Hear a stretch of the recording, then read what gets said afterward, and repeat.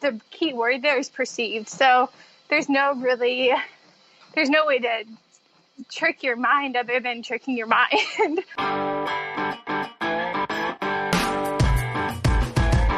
Episode 987 of Diz Runs Radio is a quick tip episode. Today's quick tip, Treadmill Talk Part 3, data discrepancies and purchasing considerations. So, like I mentioned already, we are wrapping up the trifecta 3 weeks in a row with Thessaly, which is probably a welcome change for most of you to be like, gosh, finally, he's shutting up a little bit on these Friday episodes, letting somebody else talk once in a while. So the last couple of weeks, Thessaly Nicolason has been joining us, and we've been talking about various treadmill-related topics and answering some questions that were submitted by folks in the Facebook group. And today we're going to wrap up the series by talking about kind of some calibration issues and focusing on the difference of data between indoor and outdoor, talking about maybe some different things to consider if purchasing a treadmill might be something that you're going to do, or at least thinking about doing after these 3 episodes. Maybe you're like, gosh, you know what? Maybe Thessaly's got it right. Maybe the treadmill is the thing for me. So that's the topics for today. In case you missed the last couple weeks, 2 weeks ago, episode 983, we talked about kind of ways to overcome the boredom, some reasons that you might that running on the treadmill might be something that you're going to have to find yourself doing, whether it's weather or a whole host of other options. So that was episode 983. Episode 985 from last week talked about workouts to do on the treadmill, some considerations for doing workouts on the treadmill, and some ways and tips and some things to keep in mind to try to mitigate the injury risk that may be associated with running on the treadmill. Certainly, I mean, runners, we deal with injuries far too often anyway, but there's some things we can do on the treadmill to try to help mitigate those risks as well. So we talked about a little bit of that as well last week in episode 985. And today, like I said, talking about some data differences, syncing things up, making sure what you're seeing on the treadmill is what the actual output happens to be.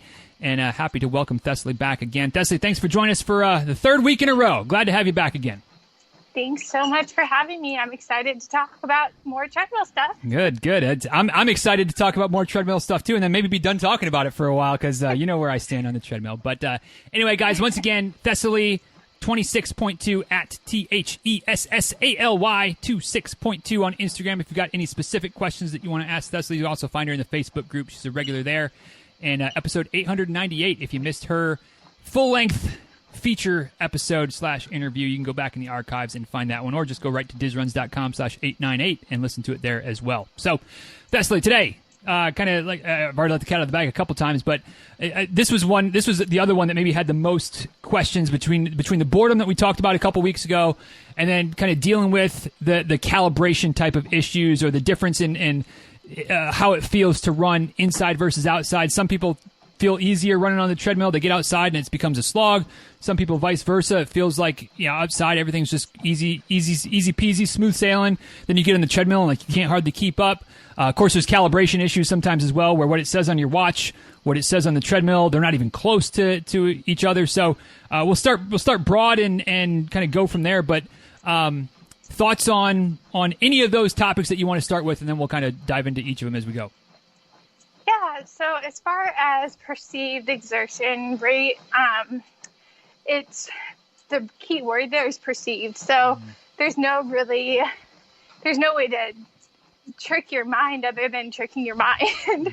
That was a really bad way of saying that, but it's all perception. So if you back to the mindset from week 1 of this little series is if you train your mind to anticipate enjoying your run on the treadmill, that really does help mitigate the perceived difficulty, because it really, for me anyway, I perceive treadmill as my happy place, my best friend, the place where I can zone out or process all the good and bad things that happen throughout a day. So my perceived exertion is this is going to be awesome because this is my time for me to enjoy a workout and push myself a little bit and just get into a happier mindset at the end of it.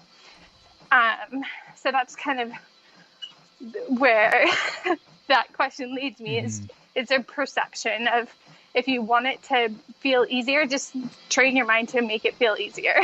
Yeah. It's easier said than done, obviously, but certainly. And I this has kind of been a little bit of a theme, especially in week 1, maybe not as much last week, although I think we talked about it maybe a little bit last week, but you're giving your answer. And I keep thinking it's the exact same maybe not exact, but it's very similar to just being out on the roads anyway. Like if the days that I'm like, I don't know if I really want to go for my run today, those days always feel harder, right? For whatever reason, whether it's I didn't sleep as well, or I'm just not looking forward to it, or it's hot out, or whatever, like those are the days that like the same pace, the same heart rate feels a lot harder than the days when it's like, all right, I'm chomping at the bit, I'm ready to go. Like you feel like you're floating, and you look down at your watch, and you're not going fast, and your heart rate's not high, or at least my heart rate's not high, and it's just like, like it's so easy today. So, I think you're spot on that it's like you said, it's perceived exertion. So like it's a lot of it's between the ears more so than it is anywhere else. Right, exactly. And secret is like it really is no different from an outdoor run as far as like training your mind. It really is a feature or a habit that you can create to have a positive, more excited approach to running in general, inside or outside. So it's more, this whole episode I feel like will be more like strength training your mind. Right. Well, and maybe part of the thing at play is, and again, speaking from the perspective at least of those who would rather be running outside, and then for one reason or another, they're inside on the treadmill, and they look down at the display. They set their treadmill up. We'll use simple numbers. They set their treadmill up to go, at 10.0, or I'm sorry, at 6.0, which would be like a 10-minute mile. And like, well, I'll use first person, just again to try to make it simple. But like, running outside at a 10-minute pace, easy peasy, no big deal. How come on the treadmill I feel like I'm working twice as hard? And maybe I've got my heart rate strap on, and maybe my heart rate is 20, 30 beats higher than it normally should be. And I guess where I'm going here is that the calibration could be off. Like what the treadmill is saying might not be exactly what it lines up to be, and so like you feel like, well, gosh, like why am I working so hard, or why was it so easy to run at that pace that normally I feel like I'm struggling at that pace outside? Well, maybe it's not. So how do you kind of check, or how do you know if what the treadmill is telling you is right? Because and I will say this too, I'm a little bit, I don't want to say biased, but I'm skeptical of when you set your watch to indoor running, whether it's Garmin, Coros, whatever, you set it to indoor running. I'm a little bit skeptical that that's going to be laser accurate. I mean, I even don't trust it to be laser accurate outside when I'm using the satellites, but when I'm running inside, I don't trust it to be laser accurate. So like, how do you kind of balance the calibration between maybe what your watch is telling you, what your treadmill is running you, and kind of knowing what's right or what's close enough, or how do you kind of gauge your data? Yeah, sure. So one thing, if you are running inside and using your watch to track your mileage, make sure that you have it set to indoor running, not outdoor running. That's tip number one. And the more you use that feature, so the more you train your watch to recognize that pace and that setting, the more accurate it becomes. So your first run inside might be totally off. And same with your treadmill. I tend to err on the side of distrusting that, because I run at the gym or run at work. And so I tend to trust that there's enough people using it and enough service done by the gym owners or by our facilities maintenance tech here at work, that it is calibrated correctly. But my best advice is choose one to trust. You can't necessarily trust your watch and the treadmill and expect both of them to line up completely. So choose one. Just go with the one that you trust more, you think is going to be more accurate, more consistently, and go with that. And use the other one just as a backup or as another way to track things. But I always trust the treadmill more than my watch. Okay. So yeah, don't overthink it. No, that's good. And a couple of thoughts that I have, and again, as has been the theme, feel free to weigh in, tell me yes, tell me no, whatever. But like you said, if you're using your watch, you set it on indoor, make sure you're not holding on to any of the rails on the treadmill, because the way that works is it is measuring the movement of your arm swing. So if your arm's not swinging, it's going to be jacked up. Like the data's not going to be close. Another thought for treadmills, and maybe this is a little bit judgy but like, I guess if you're judging an inanimate object, like it's not really judging anymore, right? You don't have to be guilty of being biased in any type of way. But like, if you're at the gym and it's, you know, a pretty nice gym with pretty nice equipment, like probably a decent chance that things are upkept well. And if it's a newer-ish treadmill, probably a decent chance that it's okay. If it's a little bit, maybe it's like a neighborhood gym, like we've got in our subdivision, there's a little like community gym there. We've got like a couple of nice treadmills that seem like they're pretty new, a couple that have probably been around for 20 years. Like, I don't know, maybe I'm off, but like I feel like the newer ones, probably I trust those a little bit more than the ones that have been around for 15 or 20 years, that maybe those ones are a little bit off on the calibration side. What are your thoughts? Yeah, I think the newer ones are more accurate in general. And speaking of going to the gym, if you can, try and go and use the same treadmill. Because that's what I have two at my gym that I use. And obviously, if there's only like one and it's not quote unquote my treadmill, right? Like I'm not going to not run because somebody's on my treadmill, but like try and go to the same one because it's calibrated the same from one day to the next pretty much. Whereas the one right next door might not be quite as synced up, right. If that makes sense. So it's like, it's a machine. Right. They're all going to have their own specific nuances, and they're going to be off a tiny bit from treadmill to treadmill. So try and use the same one if you can. Yeah. Don't be a brat about it, because I've definitely been a brat about it before when I was like really rigid. And, like, excuse me, ma'am, but you're on my treadmill. This is Planet Fitness treadmill. What are you talking about? No, ma'am. This is my treadmill. No, I've been kind of annoying where I've like tap somebody on the shoulder, like, hey, how much longer do you have? There's one right there. Anyway, this was 10 years ago, right. 9 or 10 years ago. So right. I've grown up a little bit. Yeah. But as an example of that, again, like I think it's a great point. I used to, you know, in a past life, I worked somewhere where there was like a little bit of a gym there, and it was kind of like your stereotypical kind of old, like a lot of secondhand equipment, which was fine. It worked great. But like there were two ellipticals that were, you know, different models, but they were, you know, side by side. And on one, like you could barely break a sweat, and it was telling you were going like 6-minute pace or whatever. And the other one, like you'd be killing yourself, like maybe not literally killing yourself, but metaphorically killing yourself. And it would say that you were doing like a 12-minute pace. And so clearly they were, I don't know which one was right. Probably the one that you had to push. Well, probably they were both off. They were just off in different directions. Probably the truth was somewhere in the middle. So, you know, kind of, and maybe the final answer there when it comes to calibration and data and things like that, comparing between indoor and outdoor, is, you know, don't be afraid to use a little bit of common sense and not just trust anything. Like if your watch or your treadmill is telling you that you're running 5-minute pace, you know, you're running 12 miles an hour, but you know that you're not running 12 miles an hour, like, don't just write it down like, oh, well, I guess today I was really flying. Like, probably not what was going on. So then maybe, and maybe the best way to compare, not in terms of mileage, but it's just time. You know, if you normally run for an hour, run for an hour. And what, you know, if the display is a little bit off, if it tells you ran 8 miles in an hour, but you know it's probably more like 5.5, then like, all right, 5.5. Like whatever would normally be your kind of duration type of situation. That's a good kind of fallback, if nothing else. Yeah, that's a great point. So most treadmills, at least in a public setting, will have an hour time limit. So go for an hour and see how long you were going that day and like what the speed was quote unquote set at, and see if it does feel realistic to have run 9 miles in an hour or not for you. Right. Yeah, that's a great point. Like if you can normally do an hour, you know, 6 miles in an hour, just set it for that pace, you know, for 10-minute pace, and just cruise for an hour. And does it tell you that you're at 6 miles in an hour, or 5.9 or 6.1? All right, we can work with that. If it tells you you're at something way far off, then you know that, hey, this one's a little bit off. You can scale it accordingly. So that's good. I think we got there. I think we somehow got there. Look at this. On the calibrate tag team, you know, teamwork makes the dream work. Awesome. Last but not least, before we wrap up this episode in this series, if people, like I said, if people are listening and like, gosh, you know what, maybe buying a treadmill, but I have no idea where to start.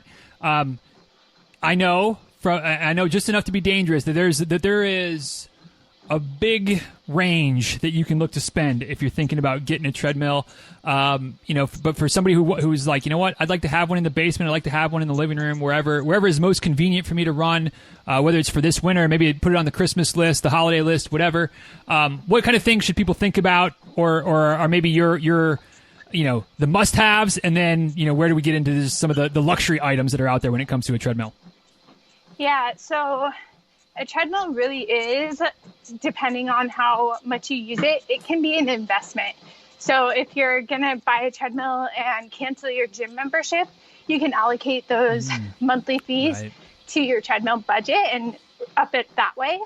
But if you're only going to use the treadmill like 2 months out of the year, I would err on the side of it's okay to go a little bit cheaper, just because you don't want to waste that money. Because I hate to recommend something that's like thousands of dollars, because they really can be like $2,000, $3,000, $4,000.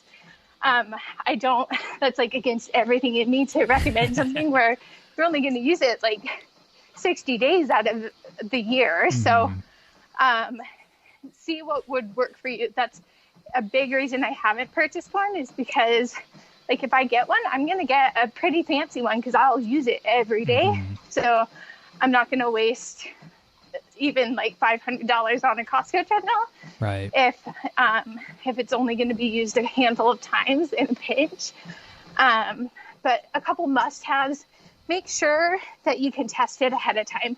So I would recommend probably not going on eBay, not going online. Try and go in store to purchase it so you can actually get a good feel for running on one. Right. Or if you're going on like Facebook Marketplace or Craigslist or something, see if you can test it out ahead of time. And if they say no, don't get it. Right. That's a warning sign if you can't test it out beforehand. Yeah, because you want to be able to run on it. You want to make sure that you can feel comfortable, that you can get it up to speed, that you can like feel secure in running. So that's point number one. Test it out for real. Put on your shoes, put on whatever workout clothes you're going to wear, and just go for a run. Like you can test drive cars, you can test drive a treadmill, is my rule of thumb with that. Other must-haves, if you are putting it in a place where you're at home, make sure that you have the right outlet. So some treadmills on the higher end have a specific outlet you have to be able to plug it into. So make sure it has like a standard outlet, or you have the converter.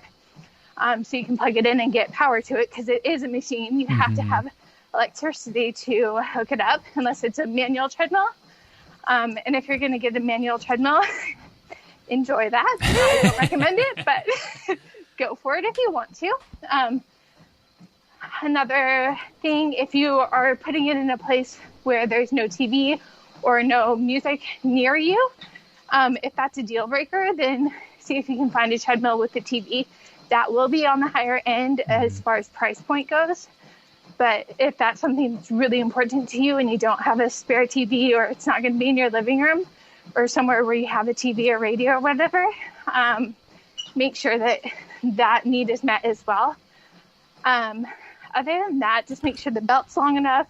I always go for, if I'm like looking for something for personal use, I would say go for a commercial treadmill as long as you have the correct outlet for it, just because they tend to be more durable and long lasting rather than the ones that are marketed for a home treadmill, because those ones do tend to be on the cheaper side of things as far as the mechanics of it. Right.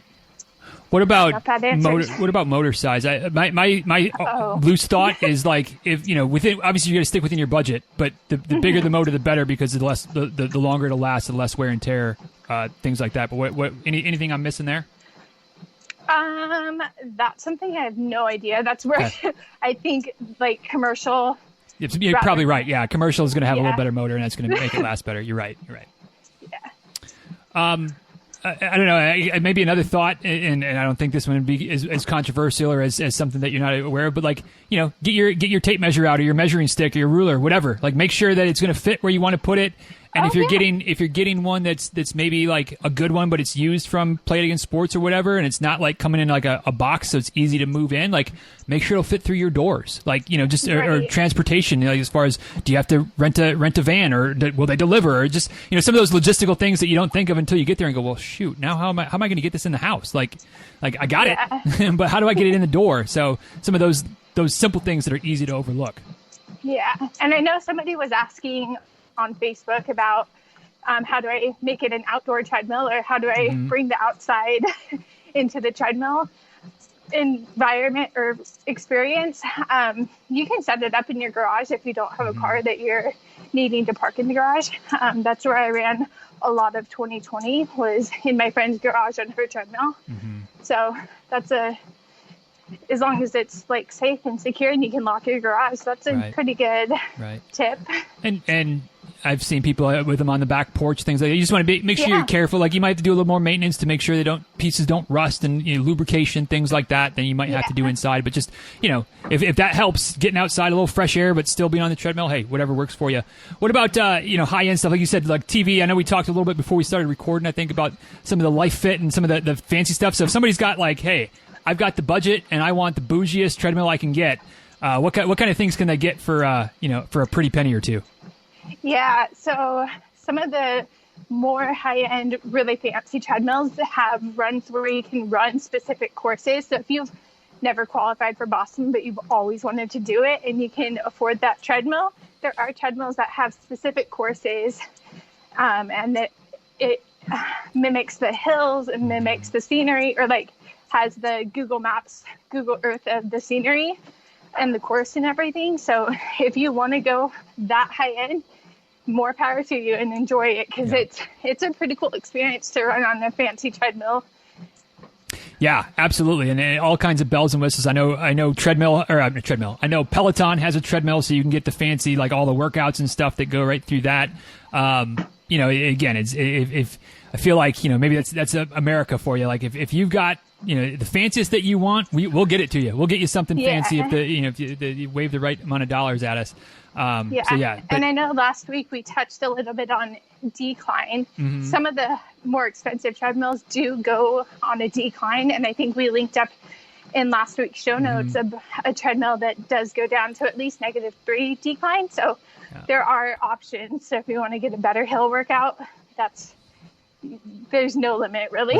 Right. Yeah. We'll link that treadmill in today's show notes as well. And maybe, I know there's some websites out there, I don't know how good they are about different types of treadmills. If I find something good, some different, like a good resource of different types of treadmills out there, we'll make sure to link that up as well. But, a little Google searching and a little bit of discretion, you can find a lot of options of, different budgets and different bells and whistles and things like that. But, Thessaly, thank you for kind of suggesting this / being up for it. This was a lot of fun, and it'd be helpful for me, because next time somebody asks me treadmill questions, I can just be like, hey, we got these 3 episodes. Go listen to your heart's content about the treadmill, get some of that information. And once again, guys, if you want to connect with Thessaly, it's at Thessaly26.2 on Instagram. You can also find her in the Facebook group and ask her questions there. Or I know if you ask a question about treadmills, she's going to be all over it. Just a public question, she'll be answering it. So don't be shy. I am always up for a treadmill chat, or running chat in general, but treadmill's my specialty. Yes, indeed. And guys, if you got anything for me, you know where to find me, at DizRuns on Twitter, at DizRuns on Instagram, DizRuns@gmail.com, DizRuns.com/987 is the link today. Show notes, memes, GIFs, links, comment section, all the things. We got the comment section on YouTube as well. Whatever you got to get in touch with me about, tell me what treadmill you love, what treadmill you don't like, crazy calibration stories, or anything else, hit me up. And y'all, until next time, well, I guess one more plug for the giveaway, DizRuns.com/giveaway. Get yourself entered to win. We'll be picking a new winner at the beginning of, I guess this is coming out in October, so the beginning of November, we'll pick a new winner. You got to be in it to win it. DizRuns.com/giveaway. And until next time, y'all, be well. Take good care. Thanks again for listening. Enjoy that time on the treadmill, Thessaly, and everybody else. If you decide to get on the treadmill, enjoy your time on the treadmill. I'll be outside, but to each their own. And until next time, y'all, see you.